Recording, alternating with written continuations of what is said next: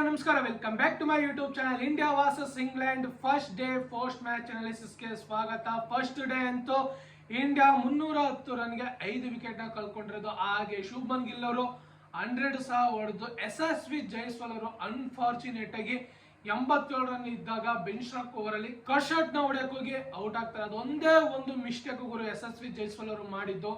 ಅದೊಂದು cut shot ಏನಾದ್ರು miss ಮಾಡಿದ್ರೆ ಪಕ್ಕ ಈ ಇನ್ನಿಂಗ್ಸ್ ಅಲ್ಲೂ ಯಶಸ್ವಿ ಜೈಸ್ವಾಲ್ ಅವರಿಂದ ಒಂದು 100 ಅಂತೂ ಪಕ್ಕ ಬರ್ತಾ ಇತ್ತು. ನೋಡೋಣ ಸೆಕೆಂಡ್ ಇನ್ನಿಂಗ್ಸ್ ಅಲ್ಲಿ ಆದ್ರೂ 100 ಬರುತ್ತಂತ. ಹಾಗೆ ಮ್ಯಾಚ್ ಗೆ ಬಂದ್ರೆ ಇಂಡಿಯಾ ಟಾಸ್ ನ ಗೆಲ್ಲುತ್ತೆ ಅಂತ ನಾವು ವೇಟ್ ಮಾಡ್ತಿದ್ದೋ. ಆದ್ರೆ ಇಂಗ್ಲೆಂಡ್ ಅವರು ಟಾಸ್ ನ ವಿನ್ ಆಗಿ ಚೂಸ್ ಟು ಬಾಲ್ ಫಸ್ಟ್ ನ ಮಾಡಿದ್ರು. ಬೆಂಚ್ ಸ್ಟ್ರೋಕ್ ಅವರು ಸಹ ಹೇಳಿದ್ರು ಒಂದ್ ಸ್ವಲ್ಪ ವೆದರ್ ಕಂಡೀಷನ್ ಸರಿ ಇಲ್ಲ, ಆದ್ರಿಂದ ನಾವು choose to bowl second batting ಆಡಿದ್ರೆ ಬೆಟರ್ ಆಗಿರುತ್ತೆ ಪಿಚ್ ಅಲ್ಲಿ ಅಂತ ಇದ್ ಮಾಡಿದ್ರು. ಹಾಗೆ ಶುಭ್ಮನ್ ಗಿಲ್ ಅವರು ಸಹ ಸೆಕೆಂಡ್ ಡೇ ಬ್ಯಾಟಿಂಗ್ ಆಡಿದ್ರೆ ಬೆಟರ್ ಆಗಿರುತ್ತೆ ಅಂತ ಹೇಳಿದ್ರು. ಹಾಗೆ ಪ್ಲೇಯಿಂಗ್ 11 ಗುರು ನಮ್ಗೆ ಆಲ್ಮೋಸ್ಟ್ ಸಹ ಗೊತ್ತಿತ್ತು ಜಸ್ಪ್ರೀತ್ ಬುಮ್ರಾ ಅವರು ಆಡಲ್ಲ, ಹಾಗೆ ಶಾರ್ದುಲ್ ಠಾಕೂರ್ ಅವರು ಸಹ ಆಡಲ್ಲ.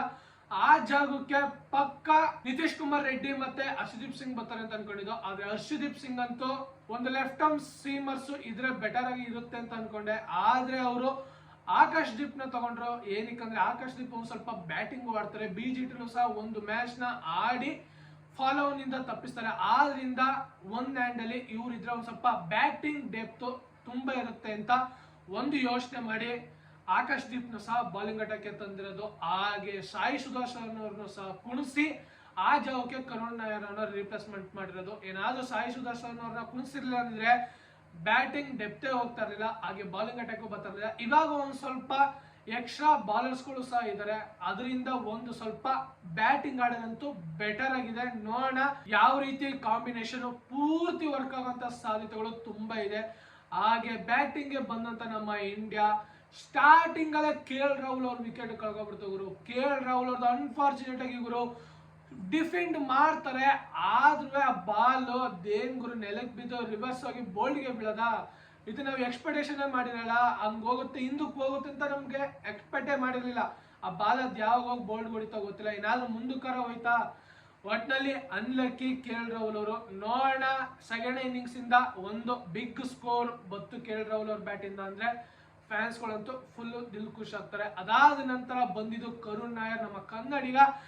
ಇವರು ಸಹ ಒಂದು ತಕ್ಕ ಮಟ್ಟಿಗೆ 50 ಬಾಲ್ಗೆ 31 ರನ್ ಹೊಡಿತಾರೆ. ಕ್ರೂಷಲ್ ಆಗಿ ಯಶಸ್ವಿ ಜೈಸ್ವಾಲ್ ಅವರ ನಡುವೆ 80 ರನ್ಗಳ ಪಾರ್ಟ್ನರ್ಶಿಪ್ ನ ಬಿಲ್ಡ್ ಮಾಡ್ತಾರೆ. ಅದಾದ ನಂತರ ಕರುಣ್ ನಾಯರ್ ಅವರು ಅನ್ಫಾರ್ಚುನೇಟ್ ಆಗಿ ಬೌನ್ಸ್ ಬಂದಿದ್ದ ಬಾಲ್ ನ ಅವ್ರು ಮಿಸ್ ಜಡ್ಜ್ ಮಾಡಿದೊಂದೇ ಒಂದು.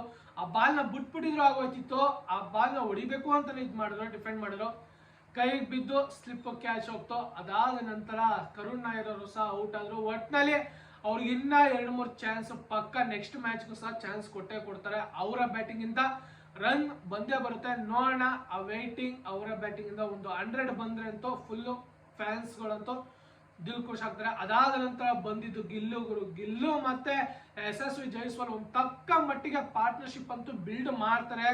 47 ರನ್ಗಳು 66 ರನ್ ಪಾರ್ಟ್ನರ್ಶಿಪ್ ನ ಬಿಲ್ಡ್ ಮಾಡ್ತಾರೆ. ಅನ್ಫಾರ್ಚುನೇಟ್ ಆಗಿ ಹೇಳಿದ್ನಲ್ಲ, ಬೆಂಚ್ ಸ್ಟ್ರೋಕ್ ಓವರ್ ಅಲ್ಲಿ ಆ ಕಟ್ ಶಾಟ್ ನ ಹೊಡೆಯಕ್ಕೆ ಇದ್ ಮಾಡ್ತಾರೆ. ಅದರಲ್ಲೂ ಅಲ್ಲದೆ ಯಶಸ್ವಿ ಜೈಸ್ವಾಲ್ ಮತ್ತೆ ಬೆಂಚ್ ಸ್ಟ್ರೋಕ್ ನಡುವೆ ಒಂದ್ ಸ್ವಲ್ಪ ಮಾತಿನ ಚಕಮಕಿ ನಡೀತು, ಒಂದ್ ಸ್ವಲ್ಪ ಫ್ರಸ್ಟ್ರೇಷನ್ ಅಲ್ಲಿ ಇದ್ರು. ಅದಾದ ನಂತರ ಯಶಸ್ವಿ ಜೈಸ್ವಾಲ್ಗೆ ಬರೀ ಬೌನ್ಸರ್ ಬಾಲ್ಗಳನ್ನೇ ಆಗ್ತಾ ಇದ್ರು. ಎಲ್ಲ ಪೇಸರ್ಸ್ ಗಳು ಬಂದು ಬೌನ್ಸರ್ ಬಾಲ್ಗಳನ್ನೇ ಆಗ್ತಿದ್ರು ಹೊರತು ಅದನ್ನ ಬಿಟ್ಟು ಇನ್ಯಾವುದೂ ಆಗ್ತಾ ಇರ್ಲಿಲ್ಲ. ಅವ್ರನ್ನ ಬೇಗ ಔಟ್ ಮಾಡ್ಬೇಕಂತ ಮಾಡ್ತಿದ್ರು. ಆದ್ರೆ ಬೆಂಚ್ ಸ್ಟ್ರೋಕ್ ಓವರ್ ಅಲ್ಲಿ ಕಟ್ ಶಾಟ್ ಅದೊಂದು ಹೊಡೆಯಕ್ಕೆ ಹೋಗಿ ಔಟ್ ಆಗೋಗ್ತಾರೆ. 87 ರನ್ ಇದ್ದಾಗ ಅದೊಂದೇ ಒಂದು ಮಿಸ್ಟೇಕ್ ಮಾಡಿದ್ದು. ಏನಾದ್ರೂ ಔಟ್ ಆಗಿಲ್ಲ ಅಂದ್ರೆ ಪಕ್ಕಾ ಸ್ಕೋರ್ ಇನ್ನ 350+ ದಾಟ್ತಾ ಇತ್ತು, ಅದಂತೂ ತಿಳ್ಕೊಬೋದಿತ್ತು. ಅದಾದ ನಂತರ ಬಂದಿದ್ದು ಪಂತ್ ಒಂದು ತಕ್ಕ ಮಟ್ಟಿಗೆ ರನ್ನ ನಿಧಾನಕ್ಕೆ ಬ್ಯಾಟಿಂಗ್ ನ ಸ್ಟಾರ್ಟ್ ಮಾಡಿದ್ರು, ಯಾವುದೇ ರೀತಿ ಅಗ್ರೆಷನ್ ಆಗಿ ಬ್ಯಾಟಿಂಗ್ ಸ್ಟಾರ್ಟ್ ಮಾಡಲಿಲ್ಲ. ಆದ್ರೆ 42 ಬಾಲ್ಗೆ 25 ರನ್ ಹೊಡೆದು ಒಂದು ಬಿಗ್ ಹಿಟ್ ನ ಹೊಡೆಯಕ್ಕೆ ಹೋಗಿ ಪೋಪ್ ಅವರಿಗೆ ಕ್ಯಾಚ್ ಕೊಟ್ಟು ಲಾಂಗ್ ಆನ್ ಅಲ್ಲಿ ಔಟ್ ಆಗ್ತಾರೆ. ಅದೊಂದೇ ಒಂದು ಗುರು ಏನಕ್ಕೆ ಶಾಟ್ ಬೇಕಾಗಿತ್ತು ಅಂತ ಶುಭ್ಮನ್ ಗಿಲ್ ಅವ್ರಿಗೂ ಸಹ ಫ್ರಸ್ಟ್ರೇಷನ್ ಆಗ್ತಾರೆ. ಅದೊಂದೇ ಒಂದು ಮಿಸ್ಟೇಕ್, ಅದೊಂದು ಹಿಟ್ ನ ಹೊಡೆಯಕ್ಕೆ ಹೋಗಿರ್ಲಿಲ್ಲ. ಅದನ್ನ ನೀಟಾಗಿ ಆಡಿದ್ರೆ ಆ ಬಶೀರ್ ಓವರ್ ಅಲ್ಲಿ ಸ್ಪಿನ್ನರ್ ಓವರ್ ಅಲ್ಲಿ ಪಕ್ಕ ಇನ್ನೂ ಒಂದ್ ಸ್ವಲ್ಪ ಅವ್ರ ಬ್ಯಾಟಿಂಗ್ ಸಹ ರನ್ ಬಿಗ್ ಸ್ಕೋರ್ಗಳು ಬಿಗ್ ಹಿಟ್ಗಳು ಬರ್ತಾ ಇತ್ತು.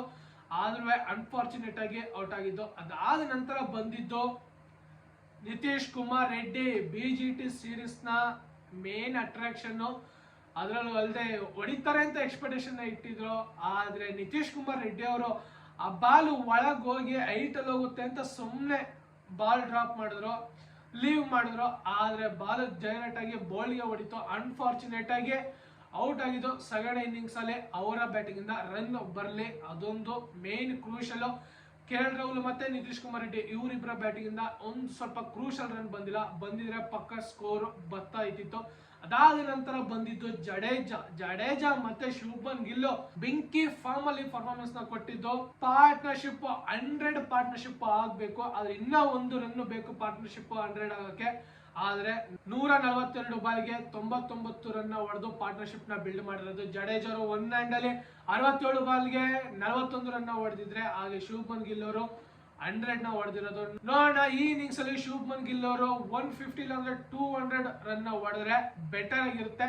ಹಾಗೆ ನಮ್ಮ ಇಂಡಿಯಾ ಈ ಚೇಸಿಂಗ್ ನ ಈ ಮ್ಯಾಚ್ ನ ಗೆಲ್ಲಬೇಕು ಅಂದ್ರೆ ಇನ್ನ 200 ರನ್ ಪ್ಲಸ್ ರನ್ ಹೊಡಿಲೇಬೇಕು. ಲಾಸ್ಟ್ ಫಸ್ಟ್ ಮ್ಯಾಚ್ ಅಲ್ಲಿ ನಾವು 471 ರನ್ ಹೊಡೆಸ್ಕೊಂಡೆ 5 ರನ್ ಲೀಡ್ ತಕೊಂಡು ಮ್ಯಾಚ್ ನ ಸೋತಿದೀವಿ. ಇನ್ನು ಈ ಮ್ಯಾಚ್ ಅಲ್ಲಿ ಏನಾದ್ರೂ ಬೇಗ ಆಲ್ಔಟ್ ಆಗ್ಬಿಟ್ರೆ ಪಕ್ಕ ನಿಂತಿ ನೆಕ್ಸ್ಟ್ ಸೆಕೆಂಡ್ ಇನ್ನಿಂಗ್ಸ್ ಅಲ್ಲಿ ನಿಂತಿ ಆಡುವಂತ ಒಂದೊಂದು ಟೈಮ್ ಅಲ್ಲಿ ಇರೋದೇ ಇಲ್ಲ, ಬೇಗ ಔಟ್ ಹೋಗ್ತಾರೆ.